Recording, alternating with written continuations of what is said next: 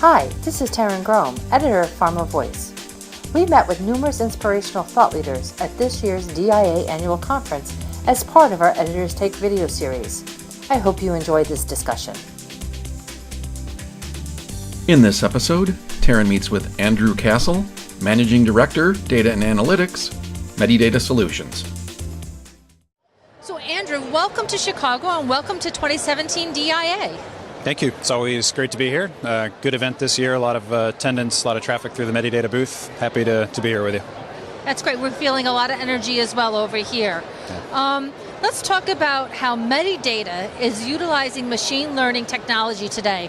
Companies always on the cutting edge, so interested to hear what's going on. Yeah, sure. Machine learning tends to be good at performing very rote and repetitive tasks that individuals, not necessarily that we're not good at it, but we would get bored with. And there's really two primary areas where we're applying it today. The first is in the area of data standardization. So if you look at data that we capture in clinical trials today, it's now actually getting to the point where the word big data means something, like sensor data, high frequency, very large volume coming through. Genomics data, individual's genome is between 100 and 200 gigabytes depending on the methodology used to sequence it. And we now need machines to actually go through and understand that data and make sense of that data. So the first primary area that we use it is through a set of capabilities to standardize both our clinical data and the operational data that we gather from our customers.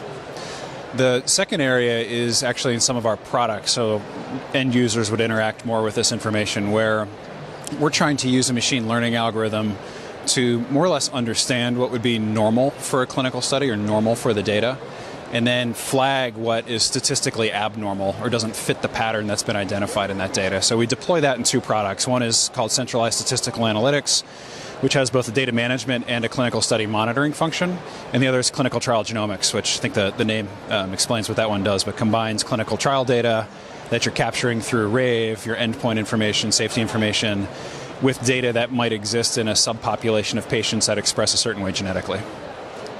It's exciting stuff happening. What are some practical applications of predictive modeling in clinical trials that are currently in use? Sure. So there are a couple different areas. One that I actually spoke on earlier today is around predictive modeling for enrollment. Enrollment is arguably still one of the most important things that we do operationally, and if we can get better and smarter about how we are selecting sites using predictive models to do that, we can much better plan our studies, do things like forecast payments that are going to need to go out to clinical trial sites more accurately, deal with randomization and trial supply management, so I actually know where my trial drug needs to be or my study drug needs to be, predict more accurately where I need to, for example, have ePro devices all on the back of an enrollment model that we can build out.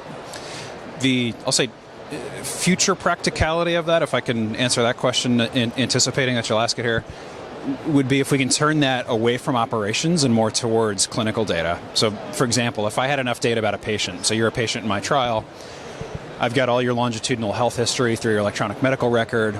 I know an awful lot about other patients that look like you from real-world evidence data that I can acquire or that I can license. Could I build out, it's a loaded question, could I build out a predictive model that would actually get smarter about predicting whether or not you're going to be a good patient for my trial? So, for example, do you show up to all your doctor's visits on time? Do you adhere to your medication? Can I predict on the basis of signals like that whether you're going to have a serious adverse event and therefore have to be dropped from my trial?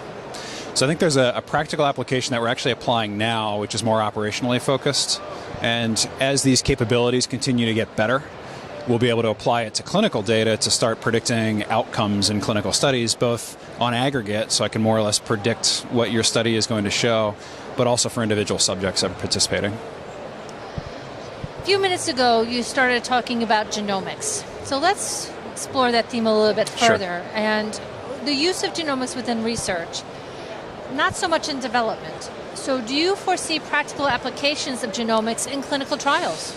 We do. There are a lot of companies, I think some that are represented here today, that are doing what we would refer to as population-level genomic analysis. You can go out and you can grab thousands of genomes from the Cancer Genome Atlas program, for example. It's funded by the NIH. You can in the UK, there's an initiative to sequence, I think it's 100,000 patients or 1 million patients to get their genomes pulled together. You can analyze that for unique biomarkers, learn about population level health, learn about a biomarker that you might not have known about previously to inform your drug development. And that's a space that we see most companies playing in now. I think the really interesting thing for clinical development is many of our customers are sequencing every patient that comes through their trial. And they're doing that not because they have a specific outcome that they're trying to get to, but because they know that there's promise in biobanking that data and analyzing it in the future. We think with the right machine learning capabilities on top of that genomic data, you can identify subpopulations that exist in your clinical trial. And then you can combine the efficacy data, the safety data that you're actually gathering during your study. And you can start to see with the right intelligence and the right clustering algorithms how certain subpopulations that might exist in your clinical trial population are expressing. So if you think about that in the context of an adaptive trial and you're trying to understand whether or not you're going to take a certain arm up and increase the population or drop an arm from your study, if you start to see a patient population responding very, very well, or a patient population with an extraordinarily high serious adverse event rate, that can oftentimes be driven by a genetic marker that you can cluster out through this analysis. You could then make a determination as to how you carry forward in your study. You could use that for future studies, for inclusion-exclusion criteria. Ultimately, we think one of the greatest areas that we'll see this start to shake out is in the value-based pricing discussion. If I have a drug that would normally be a failed drug, but I see a really high response rate in 10% of my drug, or in 10% of my patient population, that's a very successful drug in that 10%. That informs how you go to market and what your market access approach should be.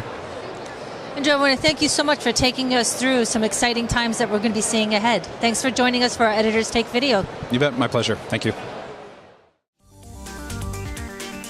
For more information on this topic, visit our Thought Leaders website.